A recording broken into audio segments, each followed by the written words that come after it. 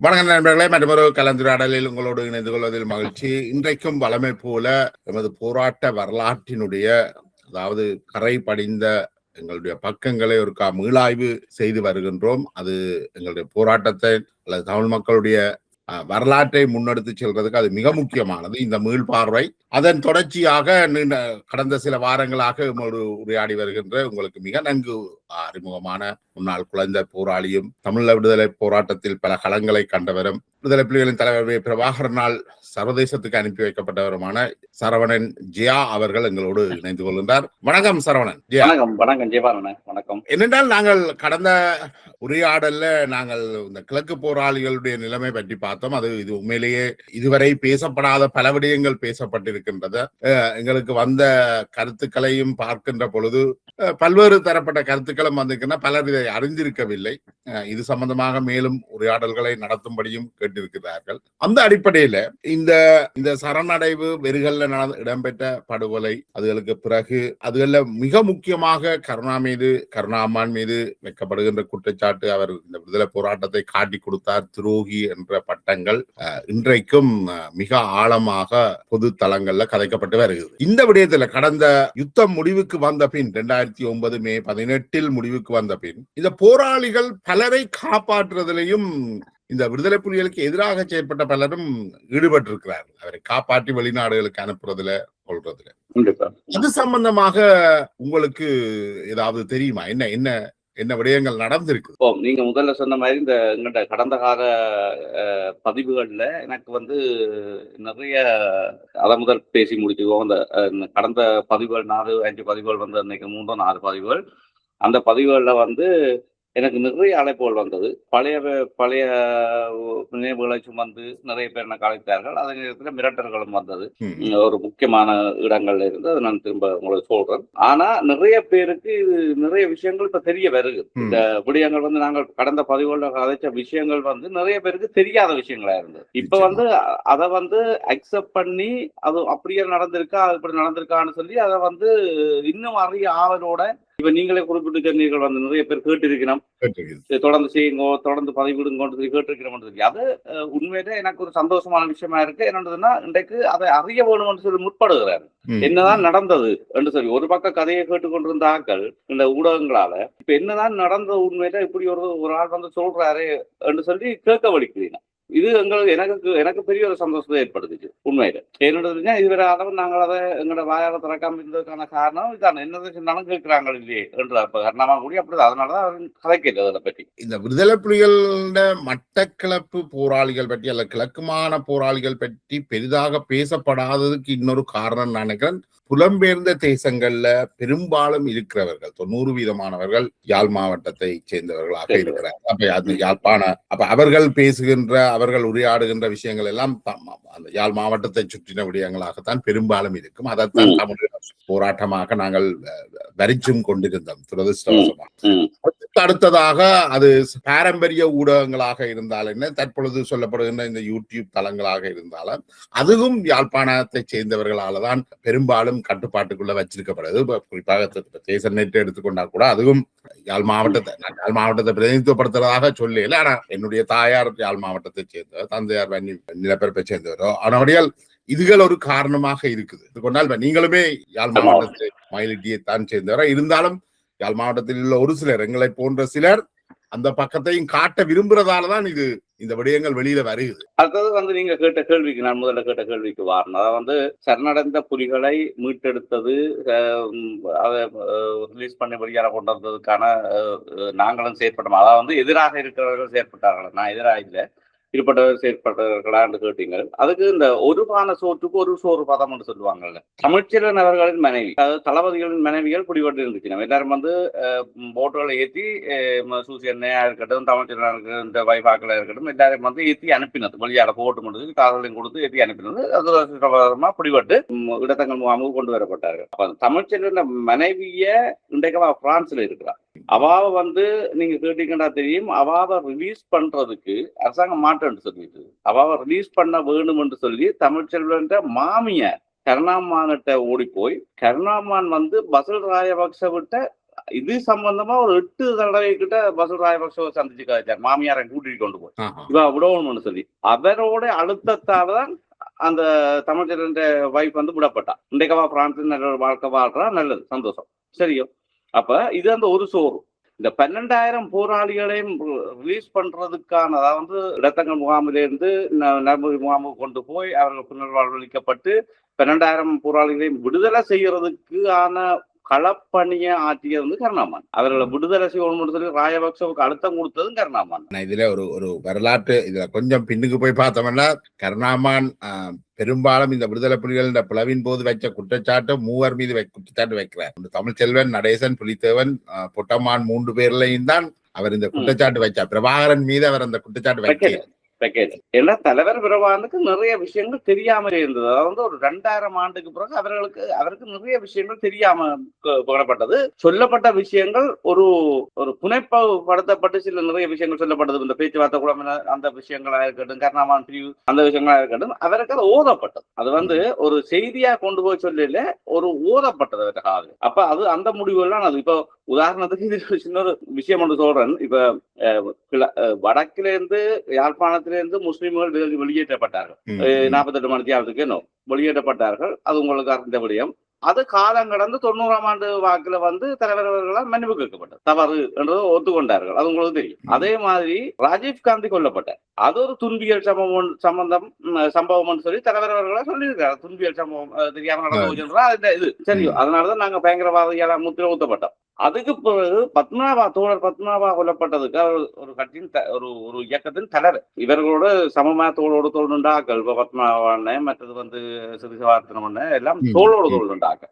அப்ப பத்மநாபா கொலை செய்யப்பட்டதும் வந்து அது ஒரு அவசர முடிவுன்ற மாதிரி அவன் அந்த செயலகங்கள் அறிவிச்சிருந்தது காலப்போக்கு. சில நேரத்தில் தலைவர் சொல்லப்பட்டதா? நான் கேள்விப்படையில இல்ல சொல்லப்பட்டது. நான் இப்ப ஒரு 2 நாளைக்கு முன்னாடியும் அது சம்பந்தமாக கதைச்சிருந்தேன். சொல்லப்பட்டது. அதாவது தலைவர் பிரபாகரனால சொல்லப்பட்டது, விடுதலை புலிகளின் மேல தலைமையாளராக சொல்லப்பட்டது. அதே மாதிரி இன்றைக்கு ஒருவேளை சில தலைவர் பிரபாகரன் அவர்கள் வாழ்ந்திருந்தால் ஏன் கருணாமான் மீது வச்சிக்கப்பட்ட குற்றமும் இது ஒரு நான் கொடுத்த கருணாமான் கொடுத்த தண்டனை இது ஒரு தவறுதலான முடிவு என்று சொல்லி அவர் கண்டிப்பா ஒட்டுக்கொள்ற அளவுக்கு வந்திருக்கலாம். ஆனா துரதிருஷ்டவசமா அவர் இல்லை. அவர் இல்லாம போனதால ஜனநாயக சூழலுக்கு அவர் இன்றைக்கு அவர் உயிரோடு இருந்திருந்தா அவரும் ஜனநாயக சூழலுக்கு வந்திருக்கோம்.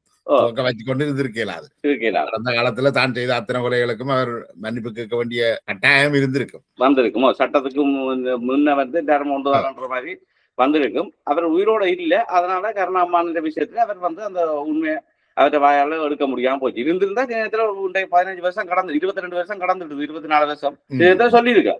கர்நாடக பிரிவுக்கு நான் எடுத்த 4 நூற்றாண்டு போயிட்டு அப்ப சொல்லியிருக்கேன். கர்நாடக புலவுக்கு வந்து நான் எடுத்த முடிவு அவசரப்பட்டு எடுத்துட்டேன்னு சொல்லி சொல்ல வாய்ப்பு இருந்திருக்கு. அது உண்மை. அது ஆனா நீங்க கேட்ட கேள்விக்கு நான் பதில் சொல்லியிருக்கேன். ஒரு பானை சோற்றுக்கு ஒரு சோறு பால். அதுல அதான் அந்த இவருடைய சூசையுடைய மனைவி அந்த கடற்கால போகும் பொழுது சில கிலோ தங்கங்களோட கைப்பற்றப்பட்டார் என்றும் அவர் தங்கங்கள் நிறைய அணிந்திருந்ததையும் அன்றைய காலகட்டத்துல காணொலிகள்ல எல்லாம். இப்ப பெண்களை பார்த்தாலும் நீங்க வந்து எங்க பார்த்தாலும் அது வந்து ஒரு சேஃப்டி பொசிஷன்லாம் இருக்கணும். அது போராளிகளா இருந்தாலும் சரி, சாதாரணமாக எங்கள் குடும்பங்கள்ல இருந்தாலும் சரி, அக்கா தங்கையா இருந்தாலும் சரி, சேஃப்டி பொசிஷன்ல இருக்கு. நம்ம இப்படியான எந்த வாழ்க்கையாவே வந்து ஃபியூச்சர் டாப் உடனே பெண்கள். ஆனா நிறைய பணங்கள் எல்லாம் பிடிபட்டது தானே. இப்ப தமிழ் வாய்ப்போட எல்லா இத்தனை போட்டுகள் பிடிபட்டது எல்லாத்துக்கும் நிறைய பணங்கள், அதாவது பேக்கா பணங்கள் தானே இருந்தது. ஏன்னா அவன் அங்க போயிட்டு அடுத்த ஸ்டெப் எடுக்கணும்னா பணம் தேவை. அப்ப அதுக்கான பணங்களோட தான் வெளிக்கிட்டாங்க. அங்க இந்த எல்லாம் பிடிபட்டதெல்லாம் புரோட்டோகால்ல இருக்கு தானே. ராணுவத்துக்கு என்னென்ன பிடிபட்டதுன்னு சொல்லி புரோட்டோகால்ல இருக்கு தானே. ஒபிஷியல் மிஷன் தானே அது. அப்ப அதுல தெரியப்படுத்தப்பட்டது ஊடகங்கள்ல இந்த இவ்வளவு கிலோ தங்கம் பிடிபட்டது. அந்த போராட்டத்துல வந்து தளபதிகளுக்கும் சாதாரண போராளிகளுக்கும் இடையில ஒரு பாரிய இடைவெளி இருந்திருக்கு. அதாவது தளபதிகளுடைய குடும்பங்கள் தப்பி இருந்தால் அவர்கள் இன்றைக்கும் ஒரு நல்ல நிலையில தான் வாழ்கிறார்கள். இன்றைக்கு வெளிநாட்டுல வந்து தளபதிகள்ட நிறைய குடும்பங்கள் வந்து நல்ல வாழுது. ஆனா அடிமட்ட போராளிகள் எல்லாம் இன்றைக்கு ஊர்ல அவர்கள் வந்து அதோட வாழ்க்கை சொல்லவே முடியாது. நீங்க ஊருக்கு போய் வாங்க சந்திச்சிருப்பீங்க. நீங்க பிடிக்காது போராளி நிறைய பேர் சந்திச்சிருக்கோம். இன்றைக்கும் கடந்த வாரம் கூட ஒருவர் மூக்கில்லை அவருக்கு போன் பண்ணி உதவி கேட்டிருந்தார். அப்ப வேறு ஒரு ஆள் அறிமுகப்படுத்தி விட்டுனாங்க. அப்படி வாரம் 6வது ஒருவருடைய அழைப்பு வந்து கொண்டுதான் இருக்குது. அதுல வந்து அடிமட்ட போராளிகள் எல்லாம் வந்து அந்த போராளிகள் வந்து நிறைய கஷ்டப்படுது. உண்மையா நான் அது நெடுகும் கண்ணார பார்க்கிறேன். எங்களுக்கு டெய்லி தொடர்புகள் வந்து கொண்டிருக்குது. உதவி திட்டங்கள் செய்து கொண்டிருக்கிறோம். ஏதோ நான் என்னால முடிஞ்ச விஷயங்களை செய்து கொண்டிருக்கிறோம். ஆனா கண்டிப்பா நாங்கள் வந்து ஒரு பெரிய அளவில அந்த இதில பாதிக்கப்பட்ட ஃபுல்லா வந்து வன்னியும், கிழக்கு போராளியும்.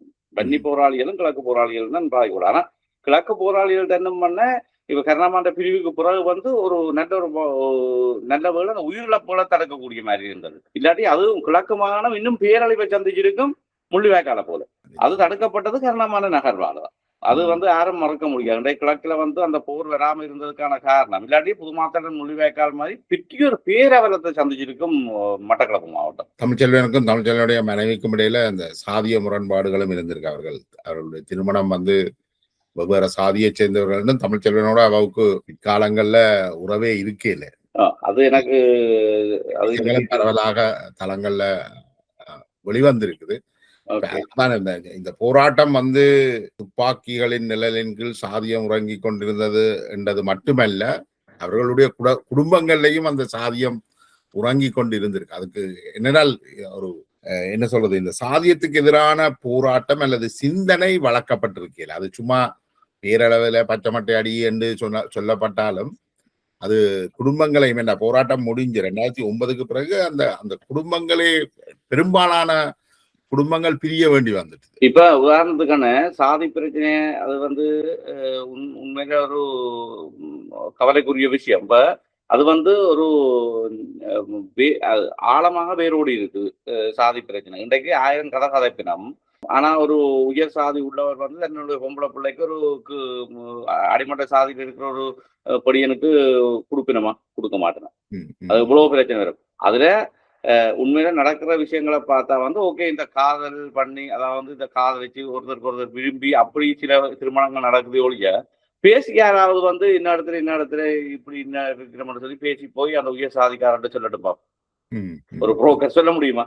இல்ல பேசியில விடுதலை புலிகள் நடந்த விஷயம் என்னென்றால் அவர்கள் போராட்டத்துல இருக்கைக்குள்ள திருமணம் செய்து கொண்டார்கள். ஆனால் அவர்கள் யார் என்று தெரிய வந்த உடனே குடும்பங்கள் உடைஞ்சது. இன்னைக்கு பெண்கள் வந்து தனி பெண் குடும்பங்களா இருக்கிறதுக்கு ஒன்று கணவன்மார் யுத்தத்துல இருந்திருப்பினும் இல்லையா கணவன்மார் விட்டுட்டு போயிடுச்சு.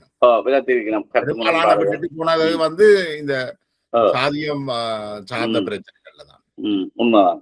ஓகே, அது சாதிகள் வந்து அது வந்து உண்மையாக தான் திருடனை பார்த்து திருந்தாவிட்டால் திருட்டி ஒழிக்க முடியாது என்று அவனவன் திருந்த. இந்த பிரச்சனையை நாங்கள் இன்னும் கொஞ்சம் ஆழமா பார்க்கல. நீங்கள் ஒரு பானை சோத்துக்கு ஒரு சோறு பதம்னு சொன்னீங்களா, அப்படி நிறைய நடந்திருக்குன்னு நினைக்கிறேன். ஆனா இப்ப இந்த கருணாவின் பிளவின் போது கருணாவுடைய சகோதரனும் கொல்லப்பட்டிருந்தார். அதுல எல்லாம் அந்த அது உண்மையிலேயே அந்த அந்த அந்த விஷயங்கள் எவ்வளவு மோசமா நாங்கள் வெறுகல்ல சில பொதுவாக என்ன நடந்ததுன்னு காய்ச்சிக்கிறோம். பெண்கள் நிர்வாணப்படுத்தப்பட்டார்கள், அந்த உடல்கள் எடுக்கப்பட இல்லை. இந்த மனநிலைக்கு பின்னால யார் இருந்தது? இது என்னன்னு சொன்னான்னு இது வந்து சரியான ஒரு பிரதேசவாதம் தான். அதுதான் நான் இன்றைக்கு முன் வைக்கிறேன். அதாவது வந்து நான் சொன்னது இந்த கடந்த பதிவுல சொன்னது வந்து ஒரு 10% கூடிட்டு சொன்னீங்களா? அப்போ 10% கூடியுது. இன்னும் நிறைய இப்ப நீங்க சொன்ன மாதிரி ரெஜியண்ணன் வந்து கருணாமானந்த சொந்த சகோதரர். இந்த பிரிவுக்கு பிறகு அவர்கள் வந்து விக்ரோ பண்ணி சரி நாங்கள் எங்கேயாவது போவோம் ஒழிப்போம் அப்படி இப்படி ஏன்னா போர் இல்லைன்னு சொல்லாச்சு. சரி என்றுச்சுன்னா இவ கரைச்சி சுட்டு கொண்டு வராங்க. அப்ப இவ வந்து ரெஜியன்னை வந்து கொல்லும் போது பொட்டரின்ற ஒரு வேவு புலிதான் ரெஜியன்னைக்கு வெடி வச்சது. எப்படி இருந்ததுன்னா கூடவே பக்கத்துல படுத்திருந்தோண்டு அவர் உறங்க விட்டு அவர் நெத்தியில சூடு விழுந்தது. அதுக்கு பிறகு அந்த ரெஜியன்ன்ற முடிய எடுக்க யாராவது வருவாங்க, பெரியாக்கள் தான் வருவாங்க. வரும்போது அவங்களையும் இது பண்ணணும்ன்றதுக்காக 4 நாளா அந்த உடல் அதிலே இருந்தது. ஒரு வீர மாவீரன்ற உடம்பு. அந்த உடம்பு வந்து 4 நாளா அழுகி அதுல இருந்தது. அதுக்கு பிறகுதான் இதுக்கு பிறகு நீ வரமாட்டாங்கன்றதுக்கு விக்ரவணி போனது பிறகுதான் அது உருக்குலைஞ்ச நிலையில எடுத்துதான் அடக்கம் செய்யப்பட்டது மக்களால். ரெஜியன் சாவு பெரிய ஒரு தளபதி. அதே மாதிரி அதே நாட்கள்ல அவர் இறந்திருந்தது தெரிஞ்சும் யாரும் போகலை என்றால் இவ காத்திருக்கிறார்கள் தெரியும். அப்ப போனவரும் வந்து சூடு வேண்ட வேறு சொல்லி போயில. இவ வந்து அந்த புலிக்கு இரிய போட்டுட்டு பார்த்து இருக்கிற மாதிரி பார்த்து கொண்டு இருந்திருக்கேன். இத பொடி எடுக்க வரவினம் தானே, மீனுக்கு இரிய போட்டு பிடிப்போன்ற மாதிரி. அப்ப பொடி இதே மாதிரி ஒரு சம்பவம் நீங்கள் சொல்லும் பொழுது எனக்கு தெரிய வருது. நினைக்கிறேன் ஹொலண்ட் சுவிஸ் போர்டர்ல உமாமகேஸ்வரனை திட்டமிட்டு தான் படுகொலை செய்திருந்தார்கள். அந்த படுகொலையை மேற்கொண்ட உமாமகேஸ்வரனுடைய மெய்ப்பாதுகாவலர் ராபின் என்று நினைக்கிறேன். அவர் சுவிஸ்ல தங்கி இருந்தவர், சுவிஸ்ல தான் இருந்தவர். அவர் அங்க இருக்கிறத ஏதோ ஒரு வகையில மாணிக்கதாசன் கண்டுகொண்டு அவரை கொல்வதற்காக ஒரு பிரிவு ஹொலண்டுக்கு போயிருக்கு. அப்ப அவர்கள் அந்த புளோட்டினுடைய மாணிக்கதாசனுடைய குழு அந்த வீட்டுக்கு போய் அந்த அவருடைய மனைவியை, ராபினுடைய மனைவியை பாலியல் பலாத்காரம் செய்து கொலை செய்து விட்டு அந்த உடலோடு அங்க இருந்திருக்கிறார் ராபின் வரும் வரைக்கும். கிட்டத்தட்ட இந்த உண்மையிலேயே இது ஒரு மிக மோசமான தமிழ் சூழல். ஒரு நாளுமே இதை இப்படியான பாதக செயல்களை தமிழ் சமூகம் கண்டிருக்கேன். இந்த இந்த இந்த பிரிவின் இதை கேட்டீங்க நீங்கள். கருணாமான் பிரிஞ்சுட்டார், அதாவது வடக்கு கிழக்கு போயிட்டார் சொன்ன உடனே அங்க ஜேந்தன் படையணி போராளிகள் 600க்கும் மேற்பட்டவர்கள் வடக்கில் இருந்தார்கள். அவர்களை சிறப்பிடிச்சு உடனடியாக பொட்டத்தை நேரடி கொண்ட்ரோல்ல இருந்த ஜியாத்தன் என்றவர் தான் செய்தது கிழக்கு போராளிகள். அவர் அவர்களை சிறப்பிடிச்சு அவர்கள் நிராயுத பாணிகள் ஆக்கப்பட்டு அதுல தேவையில்லாத நிறைய பேரை கருணாமான் மீது விசுவாசமாக உள்ள என்ற அவர்கிட்ட படையணி தானே விசுவாசமான நூற்றுக்கணக்கான பேர்கள் மாத்தியான இந்த அந்த ரேமில கொல்லப்பட்ட பாடி கொல்லப்பட்டார்கள் கிழக்குல வடக்குல. அந்த சம்பவம் நடந்திருக்கா? இது தெரியாத ஒருத்தருக்கும் வழியாத என்றே நான் சொல்றேன். அதாவது பிரிஞ்சுட்டார் என்று சொன்ன உடனே பொட்டர் அடிச்சு சொன்னது எல்லாத்தையும் கைப்பெறுங்கோ, ஆக்களை இது பண்ணுங்கன்னு சொல்லி, ஆக்களை சரிமைப்படுத்துங்கோ, ஆயுதங்களை எல்லாத்தையும் வேண்டுங்கன்னு சொல்லி எல்லாம் வேண்டி அந்த பிள்ளைகளை என்ன நடந்ததுன்றே தெரியாம செத்து போனவங்க கூடிய கிட்டத்தட்ட 500 பேரு கிட்டவன ஜேந்தன் படையணி போராளிகள் கொல்லப்பட்டார்கள். இது எத்தனை பேருக்கு தெரியும் வழியால? இல்ல இது பெருசா அந்த அச்சம் ஒன்று இருந்ததே ஒழிய அவர்கள் கொல்லப்பட்ட விஷயம் பெரும்பாலும் நீங்க கருணாமான்ட்ட நேரடியாக உறுதிப்படுத்தலாம். அதே மாதிரி அது இந்த தொடர்ச்சியா தான் வெறுகல நடந்தது. அதுக்கு பிறகு இவர் ரமேசர் என்ன செய்தாருன்னா அவருக்கு கிழக்கு மாகாண தளபதி தர்மம் சொன்ன உடனே அவர் உடனடியா மாறிட்டார். அங்கால இவர் போன உடனே இவருக்கு கொடுக்கப்பட்டு ஜியாத்தன் ரமேஷ் வீலான் சேர்ந்து பொட்டத்தை நேரடி வழி நடத்தப்பட்டது இந்த ஆபரேஷன். அப்ப என்ன செய்துச்சுண்டா ரமேஷ் அப்ப ரமேஷ் இந்தியால இருந்தானே அம்மானோட ஃபர்ஸ்ட். அப்ப மெல்லமா இவங்களோட யாரோட தாத்தாக்களோட ராபர்ட் அண்ணையாக்களோட எல்லாரோட கதைச்சு எல்லாம் பெரும் தளபதிகள் அவங்களோட நான் கதைச்சு நீங்க வாங்க, நான் வந்துட்டு இருந்தேன், நீங்க வாங்க, உங்களுக்கு நான் பாதுகாப்பு ஏற்பாடு பண்ணி தாரேன், உங்களுக்கு எல்லா இதுவும் இருக்கும், நீங்க பழையபடி இல்லாம இயங்கலாம் இவேண்ட சொல்ல நம்பி கருணாமான் சொன்னார் நீங்க போங்க. எங்களி தாத்தா மட்டும் இல்ல, அவரோட சேர்ந்து எங்களி தாத்தா ராபர்ட் அண்ணன் விசு அண்ணன் எல்லாம் பெரும் தளபதிகள். அதாவது தீச்சுவாட நடவடிக்கையிலிருந்து ஆனரவிலிருந்து ஜெயசிங்குருவில இருந்து எல்லா சமர்களிலேயும் கதாநாயகர்களான தளபதி. அப்ப இவைய ஒன்று வன்னியை கொண்டு போயிருக்கலாம் தலைவர்கிட்ட, என்ற தலைவர்கிட்ட பாதுகாப்பு இருந்தாக்களும் தானுங்க. அப்ப வன்னியை கொண்டு போயிருக்கலாம், ஏதாவது ஒரு விசாரணை எடுத்து. அப்ப அவை என்ன சொன்னது, நாங்கள் சரண்டர் ஆகிறோம், எங்களை நீங்க வச்சுக்கோ, நாங்க திரும்பி போராடுறோம் தொடர்ந்து, இல்லையென்றும் பட்சத்துல எங்களுக்கு ஒரு பனிஷ்மெண்ட்டை கொடுங்க, நாங்க பனிஷ்மெண்ட் இருக்கு தானே, நாங்க பனிஷ்மெண்ட் எடுத்துக்கொண்டு நாங்கள் போறோம், நாங்கள் போய் குடும்பங்களோட நாங்கள் எங்களோட நோமல் வாழ்க்கையை நாங்க தொடர்றோம். இவர்கள் சண்டை பிடிக்கிறது தானே, சரணடைந்தவர்கள் தானே, ஆயுதங்களை போட்டு. ஒரே ஒரு கேள்வி கேட்கிறேன் உங்களை, உண்மையில மனித தன்மையோட நீங்க எனக்கு அதை பதில சொல்லுவோம். என்னென்னு தெரிஞ்சுன்னா, நாம் எங்கட மக்கள் இறந்தது எல்லாத்துக்கும் நாம் பிறந்தோம் சரியோ. 2009ஆம் ஆண்டு புலித்தேவன் நடேசன் இப்படியான போராளிகள் எல்லாரும் வெள்ளைக்கொடியோட சரணடைஞ்சவை எல்லாரையும் உலக நடப்புக்கு எதிராக இவை ஒப்படைக்க இல்லை, அல்லது நீதிமன்றத்தில் நிறுத்த இல்லை, அல்லது ஜெயில போட இல்லை என்ற கருத்தை வச்சு உலகம் முழுக்க போராடினோம் இன்று வரைக்கும். ஒமல்லையோ இன்று வரைக்கும் அதுக்கு நியாயம் கேட்கிறோம். ஆனா எந்த போராளிகள், எந்த அண்ணமார், எந்த தம்பிமார் நம்பி போய் சரணடைஞ்ச பெரும் தளபதிகள் கூட்டமா. அப்ப அவங்க எல்லாரையும் உயிரோட சீனிய போட்டு எரிச்சிங்க, உயிரோட கஞ்சி குளறும் வரைக்கும் உயிரோட சீனிய போட்டு எரிச்சிங்க. அப்ப இதுக்கு எங்க போய் நியாயம் கேட்கறது? அப்ப இதே கிழக்கு போராளிகள் உங்களுக்கு அவ்வளோத்துக்கு கிள்ளுக்கீரியா போச்சு. உங்களுக்கு நீங்க ஜூஸ் பண்ணி போட்டு கடைசியா அந்த போராளிகள் எல்லாரையும் ஒரு ஒரு பாவிச்ச தூக்கி எறிஞ்சு விட்டீங்களே. இவ்வளவு ஒரு மனிதநேயமற்ற செயல். அதாவது உங்களுக்கு நீங்க சரணடைஞ்ச 2009 அதை பெரிய அளவுல கோடிட்டு காட்டுறீங்க சர்வதேசம் முழுக்க. ஆனா அதே வேலையத்தான் நீங்க 2004 நீங்க செய்தீங்க. ஸ்ரீலங்கா ராணுவத்தினர் என்ன 2009 செய்திச்சினமோ அதை நீங்க 2004 செய்தீங்களே. 5 வருஷம் கழிச்சு உங்களுக்கு நடந்திருக்கு. இல்ல இதுக்கு ஒரு பெரிய பெரிய தொடர்ச்சி இருக்கு. நீங்க சொன்னீங்க கருணாவுடைய சகோதரனை இரவு படுக்க ஒன்றா படுத்தவர் தான் பகல்ல கொலை செய்தார். இதே இதே விஷயம்தான் பிரபாகரன் தன்னோடு இருந்த செட்டி மைக்கேல் போன்றவர்களை இரவு படுத்துட்டு வெளியே சுட்டுட்டு போயிட்டார். இதுதான் அப்படியே தொடருது. பிறகு பார்த்தமென்றால் மாத்தையாவோட கைது செய்யப்பட்டவர்கள் ஆயுதங்கள் பறிக்கப்பட்ட நிலையில் நிராயுதபாணிகளாகத்தானே கொல்லப்பட்டார்கள். உறுப்பினர்கள் ஸ்ரீசபாட்னமும் நிராயுதபாணியாகத்தானே கொல்லப்பட்டார். கலியங்காட்டுது. அதே மாதிரி பொட்டற்ற வேவு அணியிலிருந்து வந்த ஒரு போராளி தான் எங்கட தொப்பிக்கலை காட்டு கொஞ்சம் முன்பகுதியில சாப்பாடு, அதாவது சாப்பாடு இல்லை போராளிகளுக்கு. அப்போ சவ்வரிசி தான் இங்கே கிடைச்சது. அந்த சவ்வரிசியை வந்து பானையில போட்டு காய்ச்சி கொண்டு நிற்கும் போது நான் காய்ச்சல் செஞ்சு போட்டு அதுக்குள்ள மருந்தை ஊற்றி நஞ்சை ஊற்றி அதை எல்லாரையும் பெருக பண்ணி அப்படியே இறந்தார்கள். அந்த கூட்டமே போச்சு. விஷம் அதுல வந்து 20 22 பேர். அப்ப இந்த நஞ்சூட்டி படுகொலை செய்யறதெல்லாம் விடுதலை புலிகள் மட்டும்தான் நடந்திருக்குது நினைக்கிறேன். ரஷ்ய உளவு பிரிவுகள் இதுகளை மேற்கொண்டிருக்கணும் அல்லது மொசாட் இதுகளை செய்திருக்கு. ஆனா இலங்கையில வேற எந்த இலங்கை சவ்வரிசி கஞ்சி என்ன நான் சாப்பாட்டு பேரையும் சொல்றேன். சவ்வரிசி கஞ்சி ஆட்சி கொண்டிருக்கும் போது அதுக்குள்ள நஞ்சை கலந்து அவ்வளவு பேரையும் கொண்டது. அப்ப இதுகளுக்கு எல்லாத்துக்கும் நியாயம் நான் கேட்க வழிகிட்டா வந்து நான் வடக்குல பிறந்தேன். வடக்கான் வந்து என்னதுக்கு கிழக்குல போய் நிக்கிறாரு வேறன்னு சொல்லி வடக்கு ஆக்கள் வந்து நெருக்கு. ஆனா நான் நியாயத்தை தான் கேட்கணும். அதான் அந்த இப்ப நீங்க பாத்தீங்கன்னா 7500 போராளிகள் வந்து வீரச்சாவு எங்க கிழக்குல.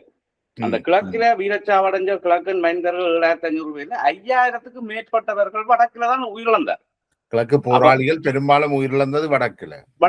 அப்ப அந்த வடக்கில இருந்து எத்தனை போராளிகள் உயிரிழந்து கிழக்குல 100 பேர்? அது கூட கம்மி. வடக்கை காப்பாற்றுவதற்காக வந்த 5000 பேர் உண்டு. 5000 பேரை நீங்கள் யுத்தத்தில் இறந்திருக்கணும். இன்னும் பல நூற்றுக்கணக்கானவர்கள் உங்களாலேயே கொல்லப்பட்டார்கள். அப்ப உதாரணத்துக்கு பாருங்க, நீங்கள் வந்து பாருங்க, அதாவது வடக்க வந்து தலைவர் பிரபான்னு சொல்லுவார் வந்து கிழக்கு போராளிகள் முக்கியம், அவங்கள் தான் எனக்கு எல்லாமே இருந்தது. ஏன்னா அவரை காத்து நின்றது கிழக்கு போராளிகள் தான். தலைவரை எப்பவுமே ஒரு பிரச்சனை வரும்போது இந்திய ராணுவத்தின் பிரச்சனை இருந்தாலும் தலைவரை காப்பாற்றினது வந்து கிழக்கு போராளிகள்.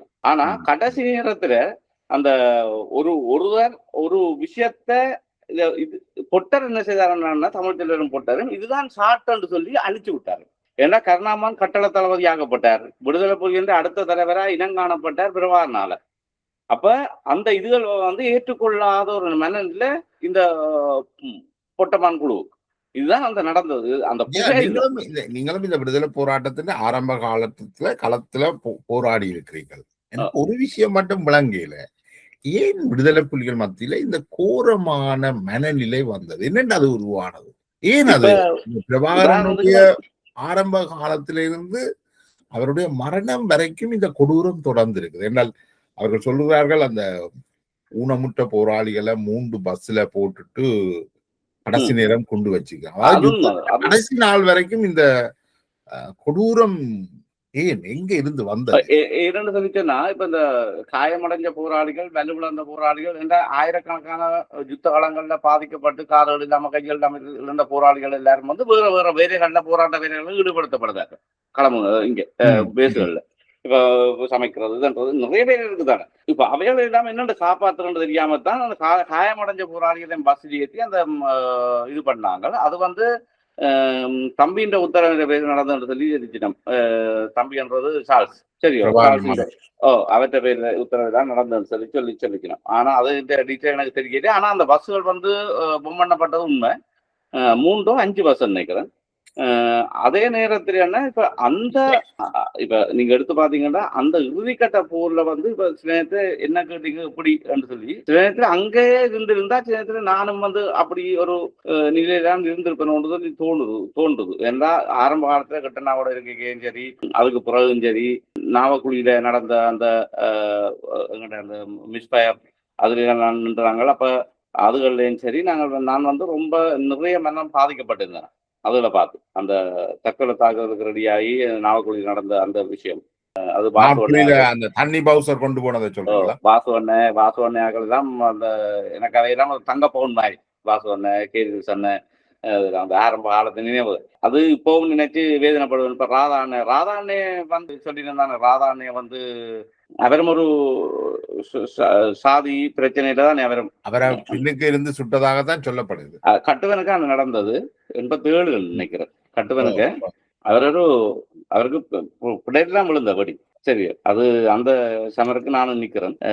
அது நான் ஒரு ரோசா பஸ்ஸோட கவர் எடுத்து அது நாங்க அந்த வரும்போது அந்த பஸ்ஸில் வந்து மெல்லாம் சந்தி தாண்டி வரைக்கும் ஒரு நாய் அடிபட்டு போச்சு. அப்ப அந்த நாயின் சில இதுகள் வந்து இதுக்குள்ள கிடந்தது போட்டு எல்லாம் முடிஞ்சுது சண்டை 2 சொல்லி போட்டு நான் அதை கிளியர் பண்ணி கொண்டு இருந்தேன். பட்டாரன்ற சத்தம் பார்த்தா ராதாண்ணே அப்படியே தெரிஞ்சு விடுது. ராதாண்ணே எனக்கு ரொம்ப செட்டியான ஒரு மரியாதையான ஒரு அப்ப அவர் அந்த சண்டையில சாகையில அதுக்கு பிறகு வரைக்குள்ளதான் எல்லாம் வளங்கள் பணி ஆக்கள் வந்து எல்லாம் கிளியர் பண்ணி கொண்டிருக்கா நடந்தது. ஆனா அறிவிச்சது வந்து சண்டையில சுட்டு. அப்ப காயப்பட்ட ஒரு சிப்பாய் வந்து ராதாண்ணை சுட்டு தான் சொன்னதான். நாங்க புடரியில வந்து சொல்ற அளவுக்கு காயப்பட்ட சிப்பாய் அங்க பின்னுக்கு இருக்கையில அடுத்த வந்து யாழ் மாவட்ட தளபதி அப்ப அவர் அப்படியான ஒரு தளபதியை வந்து நாங்க முன்னரங்க நிப்பாட்ட மாட்டோம் தானே போராளிய யாழ் மாவட்ட தளபதியை அவர் பின்னுக்கு தான் வச்சிருக்கோம். அப்ப அதுக்குள்ள நிறைய இதுகள் ஓகே. அது அந்த இதுல வந்து நாங்க இப்ப கிளறக்கூடாது. எனக்கு இந்த நியாயம் தேவைன்றதுதான் நான் இப்ப குறியா இருக்கேன். எனக்கு வந்து கருணாமானே இதை கதைக்கலன்னு சொல்லி நிறைய பேர் அடிச்சு கேட்டுனேன். கருணாமானே இன்னும் இது ஒன்றும் கதைக்கல, நீங்க என்னத்துக்கு இப்படி அதென்னதுக்கு ஜெயந்தன் படையணியில இவ்வளவு பேர் கொல்லப்பட்ட விஷயத்தை ஏன் கருணா இவ்வளவு காலம் கதைக்காம இருந்தார்? கருணா அம்மான் என்னத்தை சொன்னாலும் விடுபடாது. ஏன்னு சொன்னா அவ எல்லாருமே கருணாமான குத்தியாச்சு. அப்ப அவர்கிட்ட நான் சொன்னா நான் வேதனைப்படும் போது அண்ணன் சொல்லுவார் வந்து என்ன நம்புறோம் நம்புவான், என்ன நம்பாதவனுக்கு நான் என்ன நிராபராதி ஆக்க வேண்டிய எனக்கு தேவை எனக்கு இல்லை. நான் இப்படியே இருக்கிறேன். நான் போராடினேன், உதய சுத்தியோட போராடினேன். நான் சாக போறேன், செத்தா பிறகு அதுக்கு பிறகு இவன் என்ன நெட்டவன் என்று சொன்னானே கெட்டவன் என்று சொன்னானே இவன்கிட்ட போய் நியாயப்படுத்த வேண்டிய தேவை எனக்கு இல்லை என்று சொல்லி கராரா சொல்லுவேன். அதாவது இந்த மக்களுக்காகத்தான் நான் இந்த உடம்பை அர்ப்பணிச்சு போராடினேன், இந்த உயிரை அர்ப்பணிச்சு போராடினான். இத்தனை காலமா 40,000 போராளிகளை வளர்த்த நான் இயக்கத்தை இந்த நிலைமைக்கு கொண்டு வந்த நான் மரபு வழி போற நான் தான் ஆரம்பிச்சேன். எல்லாரும் செய்தது உண்மைதான். வலிந்து தாக்குதல் அணியலை உருவாக்கினவர், வலிந்து ஊடுருவி தாக்குற அணியலை உருவாக்கினவர், எல்லாத்தையும் உருவாக்கினவர். சரியோ? அப்ப அவர் சொல்ற இவங்ககிட்ட நான் இதுக்கு போய் நான் நிரபராதி என்று நிரூபிக்க வேணும். அதை தேவையே எனக்கு இல்லை. நான் ஒரு கையேந்த இல்லை. நான் இருந்தா சாப்பிட போறோம், சாப்பிட்டு இதுல படுக்க போறோம், வேலை செய்யறார், தோட்டம் செய்யறார், வயல் செய்யறார், அதை பாட்டை பார்த்துட்டு இருக்கு. ஆனா சொல்லுவாங்க வந்து இலங்கை நாடாத பணக்காரன். கருணாண்ட வளர்ச்சி என்றது மிக வேகமாகவும் அதீதமாகவும் நடந்த வளர்ச்சி. அந்த அன்றைய காலகட்டத்துல விடுதலை புலிகளின் தலைவர் பிரபாகரனுக்கு ஒரு இணையான தலைவராக இருந்திருக்கிறார். ஒரு நீண்ட உரையாடலை தந்திருக்கிறீங்கள் ஜெயா. நாங்கள் தொடர்ந்தும் இது பற்றி உரையாடணும். என்ற இதுல வேறு விடயங்கள் வந்து வெளிவராத விஷயங்கள் இருக்கு. இது ஏற்றுக்கொள்ள உண்மைகள் கசக்கும் என்று சொல்வார்கள். அதுபோல நீங்கள் வெளிக்கொண்டு வர உண்மைகள் பல கசப்பானவையாகவும் இருக்கின்றது. ஆனா இருந்தாலும் நாங்கள் கடந்து வந்த பாதையை மீள் பார்வை செய்கிறது மிக அவசியம். தொடர்ந்தும் நாங்கள் எங்களோட உரையாடலை தொடர்கிறோம். அது வரைக்கும் உங்கள்கிட்ட இருந்து விடைபெறுகிறேன். நன்றி. நன்றி.